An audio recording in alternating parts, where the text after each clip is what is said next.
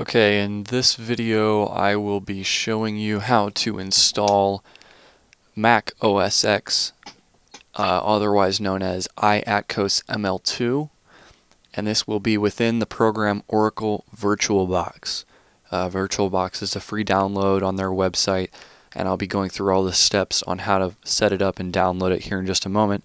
But first, what we need to do is we need to make sure that our system is compatible. So in order to do this, if you're running Windows 8.1 as I am, you're going to go here to your tiles and you're going to go to the search function. Now here you can just simply type computer, click enter, and where you see this PC on the left hand side of the screen, you're going to right click that, click properties, and this will bring you to your system control panel. At this time, go ahead and direct your attention to the part that says system with your manufacturer and the model number. You're going to look right below that where it says processor. Alright? First off, make sure that this is an Intel processor. You don't want this to be AMD, as AMD will not work for this method. You can use AMD brand processors to install onto VirtualBox. However, that's not the method I'll be covering, as I do have an Intel. So, once you've made sure you have an Intel Core processor, you'll go ahead and Google your processor to ensure that it is a quad core. So that's what I will do right now. So I will go ahead and search Intel i7 4790. Mine is not the K model, mine is just the regular 4790. And here you can go to the Intel website and it will tell you all about it. First off, the requirements for the VirtualBox installation is your processor does need to be quad core, and it needs to support virtualization and 64-bit processing. So if you look right here on this table, we can see that it does support 64-bit right here on instruction set, which is good. It cannot be a 32-bit processor, as 32-bit does not work in the same way, and yet again, for the same reason as using an Intel over an AMD processor, 32-bit just does not work as well. So make sure that you check this out, and it is 64-bit. Now, scrolling down, we're going to go ahead and look farther down the page here, and it will be under Advanced Technologies. Okay, so look under your Advanced Technologies, and you want to make sure this says Intel Virtualization Technology, and in parentheses there VT-X.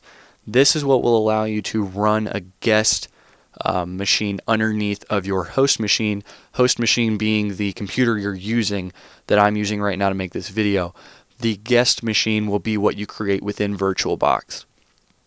So if this is yes here on the Intel Virtualization Technology, we are good. Alright, we have a quad core processor, we have 64-bit compatibility, and also virtualization technology. So now you can go ahead and leave Chrome. What we're going to do next is we will go ahead and show you where to download the respective files from. Alright, now we have the link in front of us. This is the page you will be seeing if you will be downloading iAtcos ML2. Now, iAtcos ML2, this is the method that I will be using. Every distro or ISO file you use may be slightly different. Overall, they are the same setup. However, iAtcos, I've found, has the easiest setup, the shortest amount of setup time. So we're going to go ahead and use this one. Feel free to use, there is the Niresh releases and some other third-party releases, but this one right here is the one I prefer the most, so we're going to use this. This link will be in the description to the iAtcos ML2 torrent.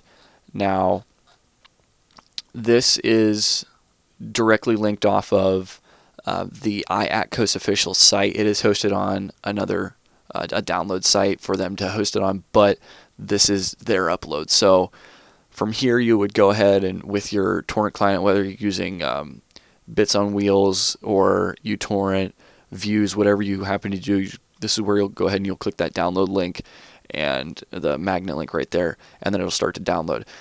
Now, after you have gotten this downloaded, you're going to go ahead and use it within VirtualBox, but also you need VirtualBox too. So we're going to go to virtualbox.org wiki/downloads, and you'll see this right here where it says 5.0.1 for Windows host, and you would click this download link right there. Now, I already have this downloaded and installed, so there's no purpose for me to re-download it, but this is where you would download it from. And again, I'm not making a walkthrough here for Linux or Solaris, so that is up to your own discretion as to if you use that and try to adapt this method, but this is for Windows and specifically 8.1, so keep this in mind. Now, this is basically the conclusion of the downloads you will be needing. There's no other downloads required after this point. We're just going to go ahead and start into the process of installing this. So once you install VirtualBox, go ahead and open it up. Click on the exe right there. And when it opens up, you'll see something that looks very similar to this.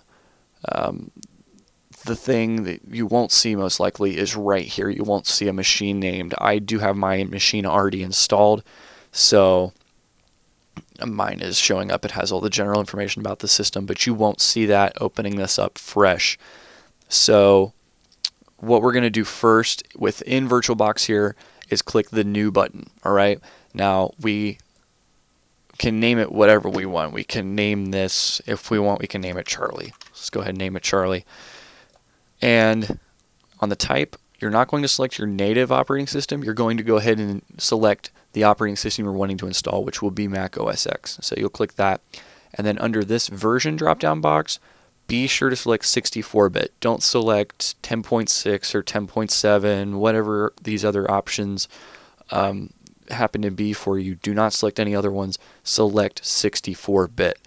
Now, if you do not see the option that says 64-bit underneath of the version drop-down box, that would mean that either A, you do not have a 32-bit system, which if you don't have a 32-bit system, you probably wouldn't have made this far in the first place because you would have seen that in the beginning of the video.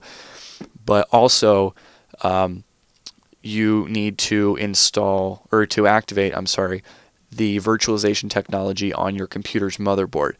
Now, this is different for most computers, but it's pretty much a universal process. It's the same fundamentally. What you would do is you restart your computer and you press the F2 button to go into your BIOS menu, and from there you would just select the virtualization technology option underneath the processor and select activate. Now, mine has always been on and it is on currently, so I don't have anything to worry about. That's why it shows up for me under 64-bit. But what you need to do if you don't have this option, you know for a fact your machine is 64-bit, is go ahead and restart, press that F2, get into your BIOS menu, and activate the virtualization technology.